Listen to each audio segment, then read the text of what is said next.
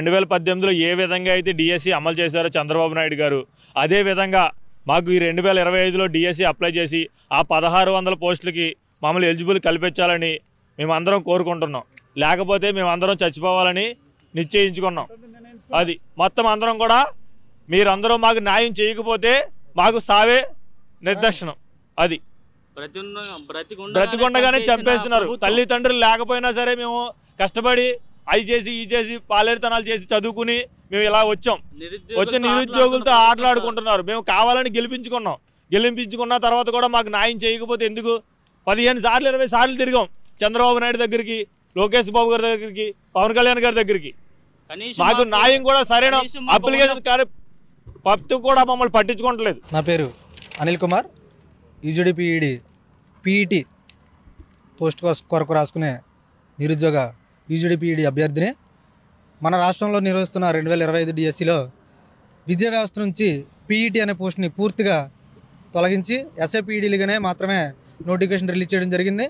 ఈ ప్రభుత్వం ఏర్పడిన మొదటి నుంచి కూడా మేము 10 నెలలను బట్టి లోకేష్ గారి దగ్గరికి మరియు డిప్యూటీ సీఎం పవన్ కళ్యాణ్ గారి దగ్గరికి మేము పలుమార్లు, ఇక్కడికి 10 సార్లు, లోకేష్ గారి దగ్గరికి 10 సార్లు తిరగడం జరిగింది. వాళ్ళు మాకు హామీ ఇచ్చారు.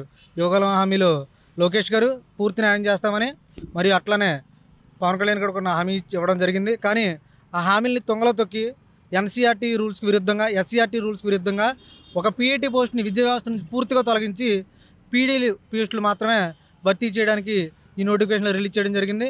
మరి బీపీడీ యూజీడీ పీఈడీకి ఎటువంటి వ్యత్యాసం లేదు. ఒకటే ఎంట్రన్స్ ఎగ్జామ్, ఒకటే ట్రైనింగ్ మెథడ్, ఒకటే సబ్జెక్ట్స్ సేమ్, అన్ని అప్లికేషన్స్ కూడా సేమ్.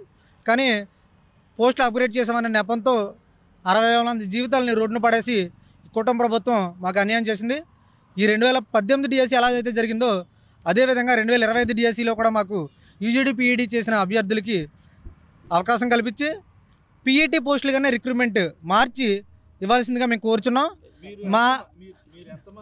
మేము ఈ రాష్ట్రంలో 35,000 నుంచి 50,000 మధ్యలో పీఈటీ అభ్యర్థులు, ఎవరైతే యూజీడీ పీఈడీ కోర్సు పూర్తి చేసిన అభ్యర్థులు ఉన్నారో ఇంతమంది జీవితాలు రోడ్డు పాలవుతున్నాయి. నిర్వీర్యం చేసేసారు వ్యవస్థ నుంచి మమ్మల్ని పోస్టులో రాసుకోవడానికి. అసలు పీఈటీ అంటేనే యూజీడీ పీఈడీ కోర్సు పూర్తి చేసిన విద్యార్థి, ఆ విద్యార్థులకే ఈ పోస్ట్ రాసుకోవడానికి అవకాశం లేకుండా ఎస్ఏపీఈలే చేస్తామని అయ్యే అవకాశం లేకుండా చేశారు. లోకేష్ గారు హామీ ఇచ్చి ఉన్నారు, చంద్రబాబు నాయుడు గారు హామీ ఇచ్చి ఉన్నారు, పవన్ కళ్యాణ్ గారు హామీ ఇచ్చి ఉన్నారు. హామీలన్నింటినీ తొంగలో తొక్కి ఎన్సిటిఈ రూల్స్కి విరుద్ధంగా ఏ రాష్ట్రంలో లేని, దేశంలో ఎక్కడా లేదు ఈ వ్యవస్థను ప్రవేశపెట్టి 60,000 మంది జీవితాలని నరి రోడ్డు మీద వదిలేశారు. మాకు న్యాయం చేయకపోతే మా ఆత్మహత్యలే మాకు శరణ్యం. మాకు చావుకైనా సిద్ధమే, మేము ఏ పోరాటానికైనా సిద్ధమే. ప్రభుత్వం మాకు న్యాయం చేయకపోతే, ఉన్న పోస్టుల్లోకి మాకు ఎలిజిబిలిటీ ఇవ్వకపోతే నిరుద్యోగ అభ్యర్థులు అందరూ కూడా ఆమరణ నిరాహార దీక్ష చేయడానికి కూడా వెనకడుగు వేసేది లేదు. మా ఆత్మహత్యలకైనా మీరు ప్రభుత్వం మాకు న్యాయం చేయకపోతే మా ఆత్మహత్యలకు మీకు పర్మిషన్ ఇవ్వండి. మా ఆత్మహత్యలు మేము చేసుకుంటాం.